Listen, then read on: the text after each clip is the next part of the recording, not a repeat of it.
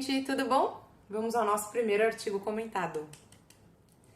Eu tava com bastante dúvida sobre qual artigo eu trazia aqui primeiro para vocês, mas um acontecimento importante me fez bater o martelo desde ontem. E o acontecimento importante é que a PEC emergencial foi publicada no Diário Oficial na segunda-feira de madrugada. Ou seja, ela entrou em vigor, está vigorando, como diz Gil do Vigor. Brincadeiras à parte. Bom, vamos ao artigo, a PEC emergencial e seus movimentos e o tema. De todos os destaques apreciados no Senado e na Câmara, o que congelava a promoção e progressão de carreira dos servidores públicos federais, estaduais e municipais poderia ser o mais delicado.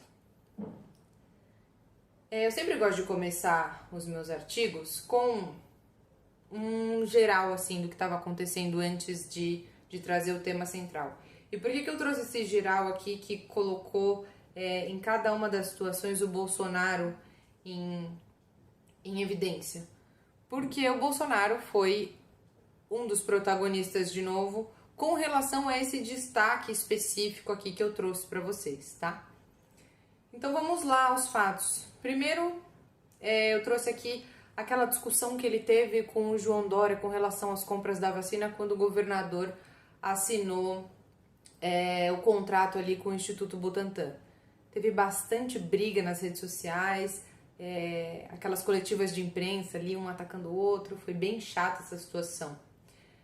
Depois ali, a prisão do deputado Daniel Silveira, que eu achei que o Bolsonaro ia, falar várias coisas do STF, no final das contas ele, ficou quietinho. Mas eu tenho dois palpites do porquê que ele não falou nada, assim, ficou mais na dele. O primeiro ponto é de que penso eu que ele não se indisporia com o STF, porque o STF, afinal de contas, ajudou o filhote dele lá com relação às rachadinhas, e porque o deputado Daniel Silveira é um peixe muito pequeno para fazer o presidente da República se indispor, né? Depois, naquela toada ali do silêncio, a gente achou que ele ia ficar quieto, e aí ele deu aquela belíssima resposta, foi irônica, tá? Do só se for na casa da sua mãe, quando um dos repórteres pediu para que nosso presidente comprasse mais vacinas. Depois nessa gritaria toda, quando saiu a anulação das condenações do ex-presidente Lula, eu achei que Bolsonaro ia zerar o Twitter, ia falar várias coisas, atacar o PT, atacar o Lula, mas não. Silêncio novamente. Silêncio entre aspas. Por quê?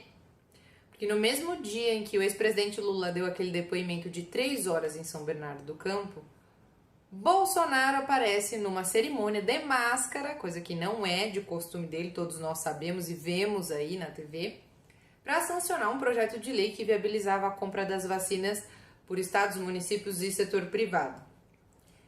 Então, Bolsonaro não respondeu ali a palestra do Lula e nem nada do fato, mas deu uma resposta institucional, por assim dizer, do tipo, por enquanto quem manda aqui sou eu, né? E para completar todo esse cenário de gritarias e silêncio, de silêncio e gritarias, veio a PEC emergencial, na qual Bolsonaro também teve ali a sua movimentação, tá? Essa PEC emergencial, ela autoriza uma nova rodada do auxílio emergencial. O pessoal tá precisando realmente, então graças a Deus que ela tramitou até rápido, até de uma forma célere, tá? E ela foi aprovada pelo Senado e na sequência aprovada também pela Câmara dos Deputados. A tramitação dela começou lá no comecinho de março, tá? E muitos questionamentos cercavam toda essa PEC, sobretudo os destaques. Quem assistiu bastante notícia na semana passada viu que a palavra destaque era exaustivamente falada por qualquer repórter, assim, porque todos os olhos estavam virados ali para a Câmara dos Deputados, tá? E os destaques nada mais são do que outros textos que vêm para modificar alguma coisa do texto base ou então para acrescentar algum ponto ao texto base, tá? Sem segredos nessa parte. Teve um destaque que ele foi bastante crítico ali para uma base expressiva, para uma parcela expressiva da base aliada do Bolsonaro, tá? Para os militares e policiais. Por quê? Um dos destaques, ele congelaria a promoção e progressão de carreira dos servidores públicos. E qual foi o macete do Senado? Todos os destaques, eles vieram escritos em blocos, ou seja, eles não tinham espaços para brechas, para exceções, para categorizar. Me explico. Quando esse destaque falava congelar a promoção e progressão de carreira dos servidores públicos, era de todos os servidores públicos. Não havia, com exceção de policiais, sei lá, professores e profissionais da saúde. Não tinha essa brecha. E o Senado fez isso a fim de fazer com que a PEC tramitasse de uma forma mais célere. Só que isso poderia ser um tiro no pé. Por quê? Porque, com relação a esse destaque em específico, a base militar estava de olho nele desde quando ele estava tramitando ali no Senado. Quando a PEC foi para a Câmara dos Deputados, não foi diferente. A base aliada continuou ali. Por quê? Porque Arthur Lira estava com a ideia fixa, Arthur Lira, presidente da Câmara dos Deputados, estava com a ideia fixa de votar essa PEC exatamente da mesma forma como ela tinha vindo do Senado. Não tirar nenhum destaque e não fazer alteração de qualquer texto. A base aliada estava querendo que naquele destaque ali que congelava a promoção e progressão de carreira dos servidores públicos, tivesse ali, com exceção dos policiais. Só que qual era o tiro no pé que eu comentei?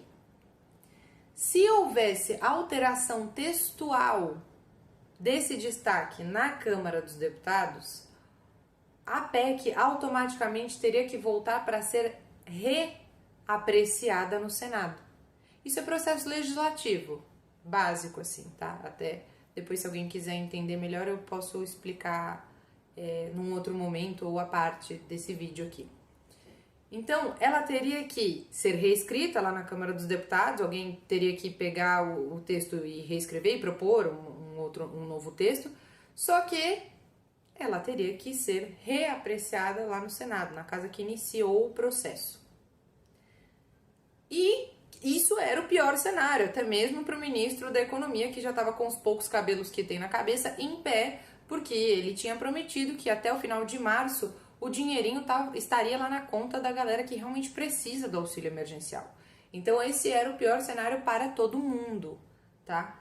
Porque quanto mais demorasse a tramitação dessa PEC, mais demoraria para que esse dinheiro tivesse lá na conta da galera, né? Então foi bastante complicada ali a tramitação na Câmara dos Deputados, tanto que várias discussões demoraram horas e entraram madrugadas, até porque o Arthur Lira estava ali com a ideia fixa de que votaria a PEC com os 11 destaques. Gente, uma observação. Essa PEC nasceu com 11 destaques, ela foi aprovada com 2, só para vocês terem uma ideia ali do quão maçante foi a discussão acerca de cada um deles, tá? E voltando, o Arthur Lira estava ali com a ideia fixa de aprovar o texto com os 11 destaques. E ele dizia, não vamos ceder aos policiais. Não vamos ceder. E tanto que, paralela ali a toda a análise de todos os destaques sobre tudo esse, ele teve conversas com o Bolsonaro e dizia que aceita que vai ser isso aí, a gente vai levar esse destaque adiante. Mas a base aliada do Bolsonaro falou, não, interceda por nós, porque nós colocamos você também aí na presidência, a gente serviu na hora ali da sua campanha, na hora de votar pra você, e agora? Você não vai ajudar a gente de volta? E aí Bolsonaro, para tranquilizar aí a base aliada, e por óbvio, né, porque eu acho que opiniões políticas à parte, você tem que ter coerência no discurso, você tem que ter coerência ali nas suas atitudes. E Bolsonaro virar as costas aí para a base policial e militar do país é completamente incoerente. Então, ele ter ouvido essa base e ter usado assim da sua influência para conseguir que esse destaque fosse suprimido, foi acertado ali, tá? E, na verdade, Bolsonaro disse que se esse destaque não fosse suprimido ali na discussão da Câmara dos Deputados, ele usaria o dispositivo da emenda supressiva. Como o próprio nome diz, ele suprimiria o destaque ali do texto, sem segredo nenhum. Então, é nesse sentido, afirmo que Bolsonaro foi coerente, tá? Para com a sua base aliada. E, bom, indo ali para o fato de que esse destaque era muito delicado. A base estava bastante chateada ali com a possibilidade de que isso fosse adiante. E daí foi enviado para os superintendentes regionais da Polícia Federal, pela Associação Nacional dos Delegados de Polícia Federal, um ofício com as seguintes palavras, abre aspas: reporto a gravidade do momento em face da violação assodada pela PEC 186, com restrições e reflexos enormes à segurança pública do país. A segurança pública não parou e está na linha de frente contra a pandemia. Ponto extremamente importante. Portanto, não pode ser tratada dessa forma desrespeitosa pelo governo federal. A situação pode levar a categoria a um apagão nas próximas horas. Questiono a vocês agora. Fecha aspas. Questiono a vocês agora. O que vocês entendem que seria esse apagão? Eu questiono porque quando eu paro para pensar, eu fico tão horrorizada que eu acho que eu não consigo me expressar o que poderia ser esse apagão. E aí quando eu digo aqui que esse apagão poderia ultrapassar barreiras institucionais do Congresso, é que eu não acho que esse apagão ia reverberar num panelaço, numa carreata, numa passeata da galera de máscara, sei lá, num rojão ali na frente do Congresso. Não. Esse apagão é quase um tom assim de ameaça, de dizer que a polícia poderia, assim, porventura colapsar e um dia trabalhar um pouco menos.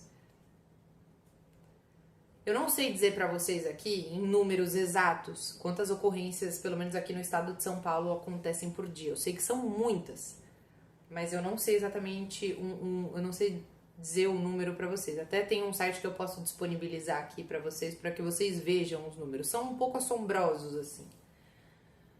Imagine, ocorrências, sei lá, ocorrências não atendidas. Fechar os olhos para uma bandidagem ali, passar um pano aqui. A gente já tá vivendo num caos suficiente para que uma situação dessa piorasse. Vocês entendem? A Polícia Federal não, a polícia, no geral, não pode fazer greve, está lá na Constituição Federal.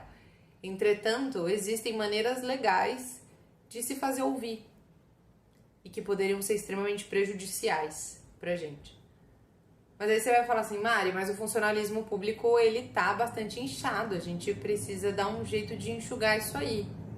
Com certeza, mas não em bases generalistas. Faz aí uma pesquisa... Faz aí uma pesquisa rápida no Google, joga aí o valor do salário aí, dos agentes policiais brasileiros, pra você ver quanto ganha um, quanto ganha outro. Faz essa rápida pesquisa, pra você ter uma ideia do que eu tô falando. Fora que esses caras são concursados, né? Então ali quando eles passam no concurso, ter todos esses privilégios são direitos adquiridos. E a gente vai simplesmente tirar ali a progressão de carreira do cara que passou sei lá quantos anos estudando? Então, minha gente, é isso. Seria muito delicado se esse destaque tivesse sido aprovado. Muito mesmo pra gente. E o que eu falo é que essa pandemia minou da gente a possibilidade da gente fazer planejamentos de longo prazo. Logo, as vitórias de longo prazo também foram um pouco minadas. Então, essa foi uma pequena vitória para uma base extremamente importante, que é a Polícia Brasileira. Então, é isso, galera. Espero que vocês gostem. Fico super disponível para responder mais perguntas. E até o próximo artigo comentado. Beijos!